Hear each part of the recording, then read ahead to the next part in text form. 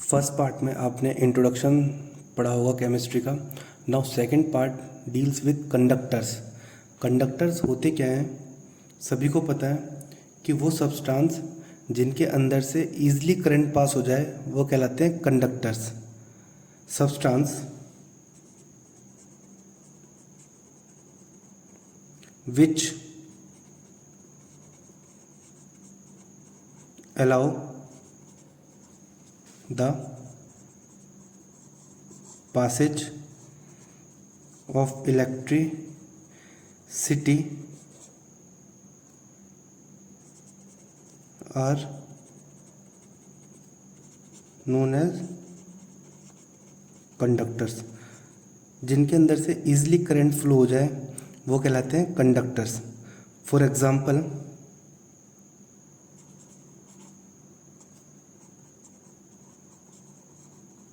Metals के अंदर से ईजिली जो है करंट फ्लो आता है तो ये कंडक्टर्स कहलाते हैं। एग्जाम्पल मेटल्स में भी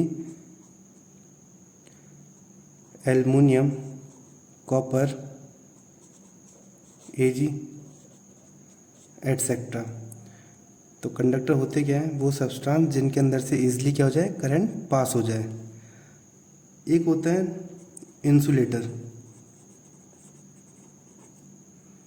और इसको बोलते हैं non conductor which do not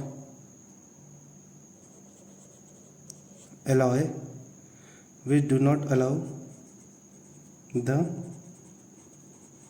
passage of electricity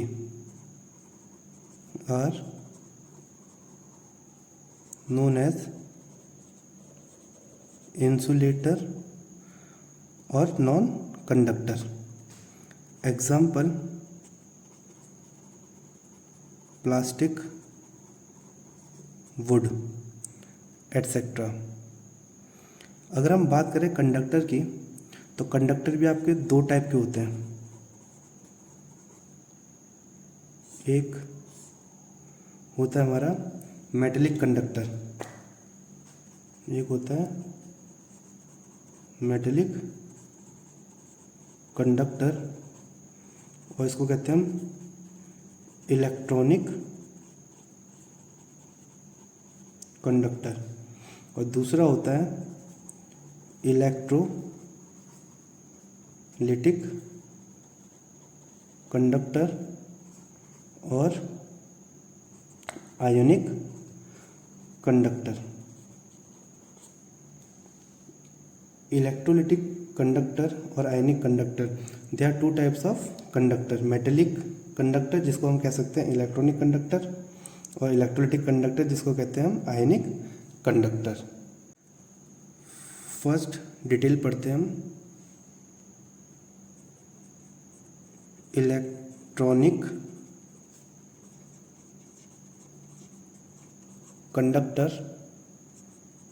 और से मेटेलिक कंडक्टर। इलेक्ट्रॉनिक कंडक्टर और मेटेलिक कंडक्टर होते क्या हैं, सेम कंडक्टर होते हैं जिनके अंदर से क्या होता है, करंट इजीली पास हो जाए। तो हम लिख सकते हैं इसमें कि थ्रू विच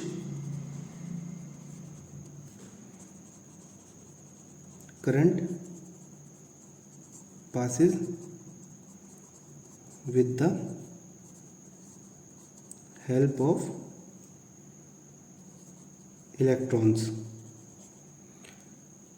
इलेक्ट्रॉनिक कंडक्टर होते क्या हैं, through which current passes with the help of electron. जिनके अंदर से इलेक्ट्रॉन की हेल्प से करंट पास होता है वो कहलाते हैं मेटेलिक कंडक्टर।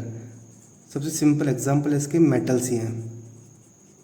मेटल्स हो गए, सेमी कंडक्टर्स हो गए, सेमी कंडक्टर्स भी गुड कंडक्टर्स होते हैं।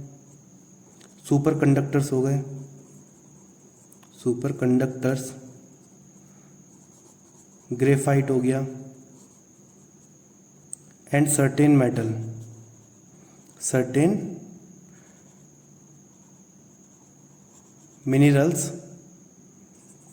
at high temperature they also act as a good conductor.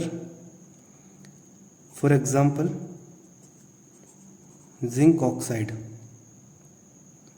etc. जो सुपर कंडक्टर्स होते हैं ना, super conductors have zero resistivity,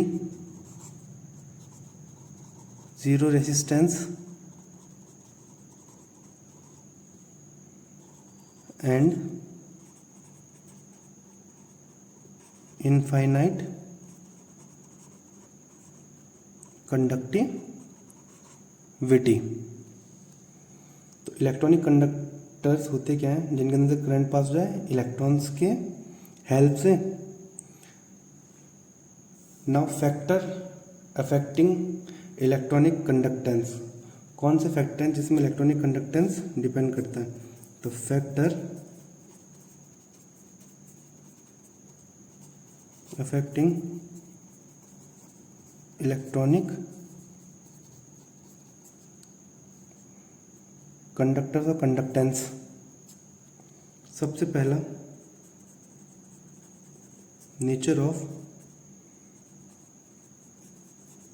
metal, second number of valence electron, third density of metal, now fourth most important temperature.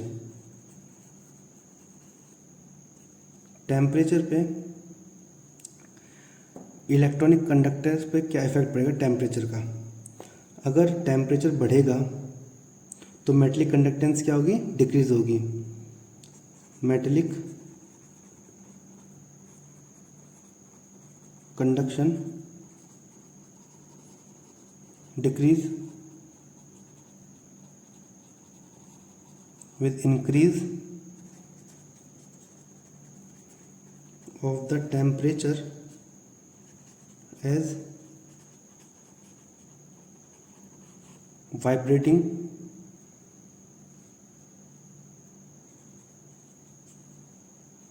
metallic ions inhibit the motion of electrons।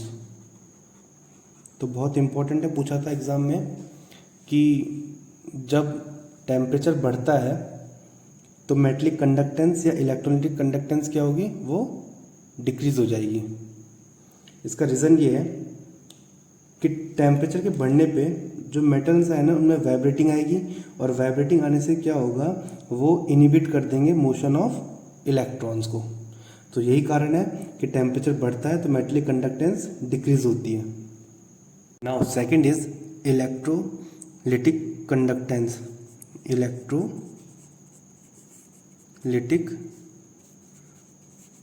Conductance और ionic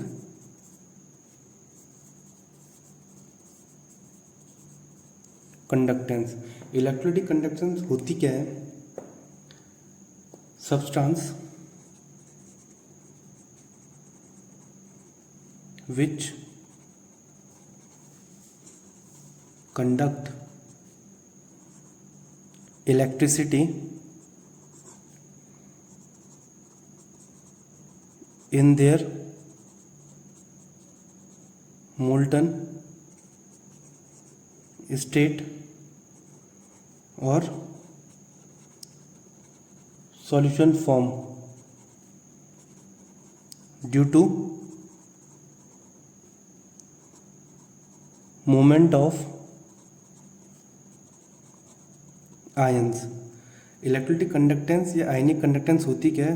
वो substance जो conduct करते हैं electricity को molten state में या फिर solution form में, या जनरली कहें एक्वस स्टेट में। जो एक्वस स्टेट में या मोल्डन स्टेट में जिनके अंदर से इजीली करंट पास हो जाता है वो कहलाते हैं हमारे electrolytic conductance. For example electrolytes, electrolyte. Next video में हम इलेक्ट्रोलाइट्स के बारे में बताएंगे पूरा आपको। तो अभी आप इलेक्ट्रोलाइट्स होते क्या है सिंपल, जैसे NaCl, H2SO4, NH4OH, CH3COOH, ये कुछ एग्जाम्पल है इलेक्ट्रोलाइट्स के। इनके अंदर से ईजिली करंट पास हो जाता है जब ये मोल्टन स्टेट में होंगे या फिर अपनी एक्वस स्टेट में होंगे। और जो करंट पास होगा इनके अंदर से in the form of ions, ions की फॉर्म में इनके अंदर से करंट पास होता है और इसी को हम कहते हैं आयोनिक कंडक्टेंस। एक होता है non electrolytic conductance, non electrolytic conductance. Non electrolytic conductance मतलब होता क्या है, the substance which do not conduct electricity either in the molten state or aqueous state। Example glucose, urea etcetera. अब फैक्टर अफेक्टिंग इलेक्ट्रोलिटिक कंडक्टेंस, वो कौन से factor हैं जिनसे इलेक्ट्रोलिटिक कंडक्टेंस अफेक्ट होती है। तो फैक्टर अफेक्टिंग इलेक्ट्रोलिटिक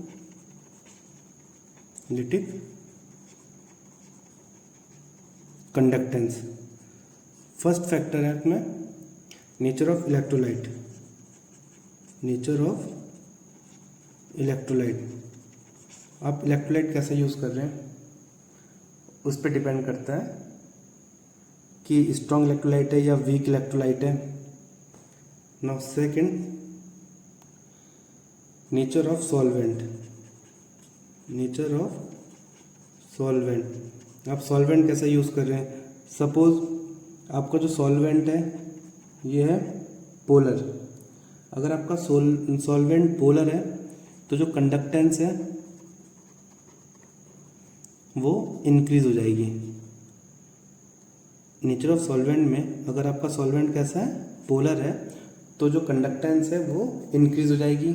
और अगर आपका सॉल्वेंट विस्कस है यानी कि विस्कोसिटी है, तो जो कंडक्टेंस है वो डिक्रीज हो जाएगी। यानी कि अगर सॉल्यूशन आपका गाढ़ा है तो गाढ़े सॉल्यूशन में कंडक्टिविटी क्या होगी, डिक्रीज हो जाएगी। For example glycerin, honey, these are the example of viscous. और पोलर सॉल्वेंट है तो कंडक्टेंस क्या होगी आपकी, बढ़ जाएगी।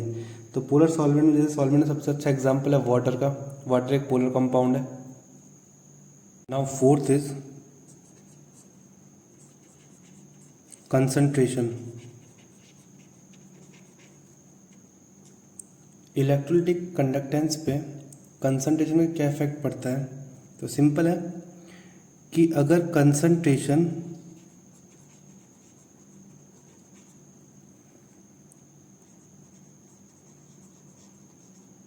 इंक्रीज होगी, अगर कंसंट्रेशन इंक्रीज होगी तो इलेक्ट्रोलिटिक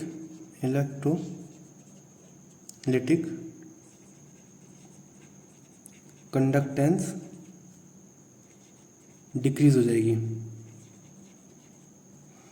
तो कंसंट्रेशन के बढ़ने पे इलेक्ट्रोलिटिक कंडक्टेंस क्या होती है, डिक्रीज हो जाती है। और डाइल्यूशन इंक्रीज होगा तो कंडक्टेंस भी इंक्रीज होगी। तो इलेक्ट्रोलिटिक कंडक्टेंस इंक्रीज होगी जब कंसंट्रेशन क्या हो जाएगी, डिक्रीज हो जाएगी, और डाइल्यूशन क्या हो जाएगा, बढ़ जाएगा। नेक्स्ट बहुत इम्पोर्टेंट है टेम्परेचर। टेम्परेचर का क्या इफ़ेक्ट पड़ता है इलेक्ट्रोलिटिक कंडक्टेंस पे। अगर टेम्परेचर बढ़ेगा, increasing in temperature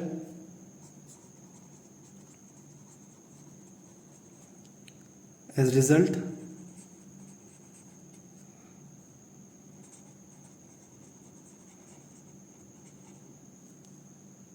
result increasing in electrolytic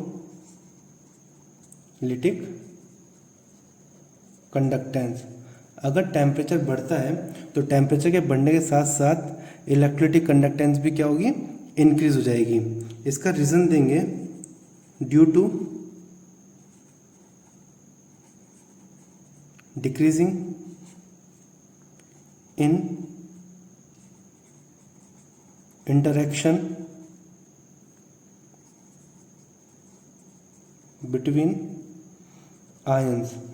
तो टेम्परेचर के बढ़ने के साथ साथ इलेक्ट्रोलिटिक कंडक्टेंस बढ़ने का कारण ये है क्योंकि जो आयंस होते हैं उनके बीच का जो इंटरेक्शन है वो क्या हो जाएगा, कम हो जाएगा।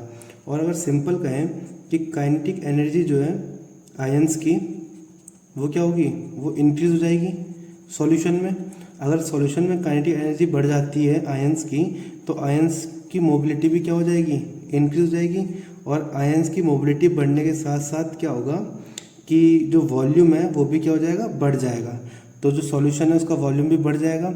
और एज इंक्रीजिंग इन मोबिलिटी और increasing in volume, increasing in kinetic energy of ions, as result electrolytic conductance also भी इंक्रीजेज।